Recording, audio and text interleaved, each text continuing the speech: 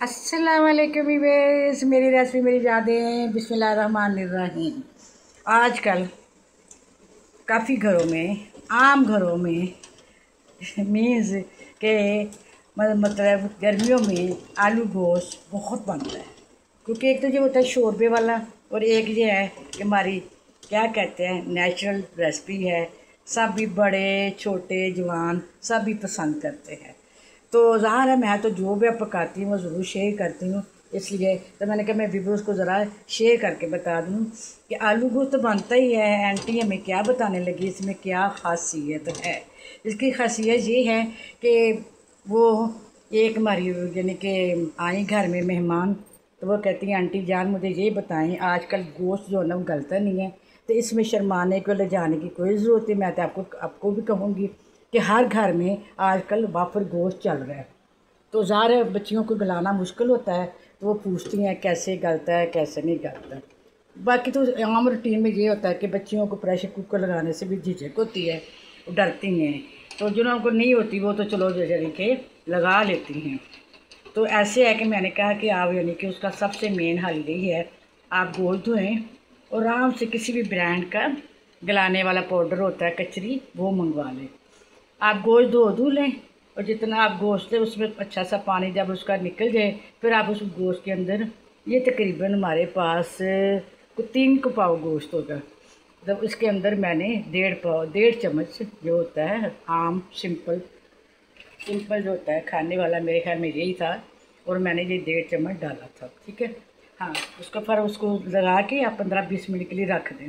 रखने से ये है कि वो जो पाउडर होता है ना वो कचरी का बना होता है, वो इसमें अच्छी तरह से और यानी कि ऑब्ज़र्व हो जाए।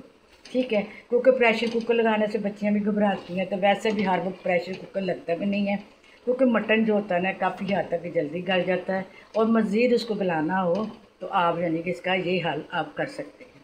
ठीक है, तो मुझे भी यही था, मैंने दोपहर का खाना तैयार करना होता है, तो अगर इसको मैं गलाने के लिए रख दूँ तो मेरा आधा पौना घंटा ज़ाया जाएगा।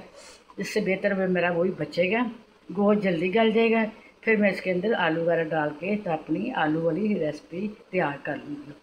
सिंपल यही है, मैंने इसको प्याज ब्राउन किया है, और थोड़ा सा पहले मैंने साबुत ज़ीरा डाल लिया तो प्याज ब्राउन किया है, लहसुन अदरक का पेस्ट डाला है, और ये गोश्त जो था वो यानी कि मेल्ट किया था जिसमें कचरी पाउडर में, तो वो यानी कि गोश्त गलाने वाला पाउडर भी लिखा था उसके ऊपर, वो डाला है। तो अब इसके अंदर मैंने वो उसमें पानी भी छोड़ देता है, लेकिन आपने पानी नहीं फेंकना है, उस पानी समेत ही इसके अंदर आपने डाल देना है। ये देखिए मैं इसमें और यानी कि भुना भी गया, लहसुन अदरक के पेस्ट भी सारा, तो प्याज ऑलरेडी ब्राउन कर लिया था। अब मैंने सिंपल इसमें यही करना है कि सारे अब मसाले डालने हैं, और सारे मसालों के साथ अब भी मैंने गरम मसाला पिसा हुआ ज़ीरा नहीं डालना, वो एंड पे आ जाएगा। फिर अभी मेरे साथ हल्के हल्के थोड़े थोड़े से यानी कि मैंने साबुत मसाले डालने हैं, वो यानी कि इसका फिर आलू गोश्त का बहुत ही ज़्यादा फ्लेवर देते हैं।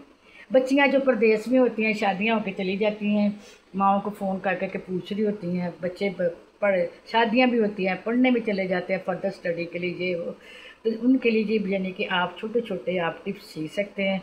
ख़ासकर जो बाहर में परदेसी बच्चियाँ होती हैं, बाहर तो बच्चों को ही बनाना पड़ता है। इस तरह यानी कि आप हर चीज़ तो आप ख़रीद तो लेते ही हैं, साथ आप एक डिब्बा जो होता है ना ये गोश्त लाने वाला, वो भी आप ख़रीद लें। ये मैंने तो रेसिपी दिखाने के लिए ये किया था, और बताने के लिए भी किया था, और डाल भी लिया, लेकिन कोशिश मेरी यही होती है कि मैं कम ही डालती हूँ जब मेरे पास टाइम हो। कुछ अभी टाइम नहीं था, क्योंकि मैंने दोपहर का सालन जो तैयार करना था आलू गोश्त, तो इसलिए मैंने कहा ज़्यादातर व्यूअर्स को भी शेयर कर दूँ।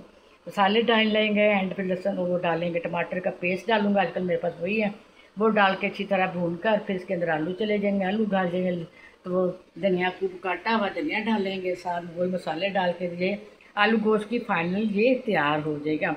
आलू गोश्त उसी तरह तैयार हो गया जिस तरह, ये सिर्फ मेरा थोड़ा टिप के लिए आपको बताना था कि आजकल हर घर में गोश्त काफ़ी होता है, बच्चियाँ बना रही होती हैं, आ रही है, इसमें शर्माने की कोई ज़रूरत नहीं है। ये ना कहे कि हमारे घर में नहीं है ये, मैं तो खुद कहूँगी हमारे तो खुद फैमिली में लोगों ने इतना इतना इकट्ठा किया रखा होता है कि वो पका पका के बाहर के मुल्कों में अपने बच्चों को मुख्तलिफ डिशेस बनाकर भेज रहे होते हैं, कभी बौंग कभी पाए कभी कुछ इसी तरह।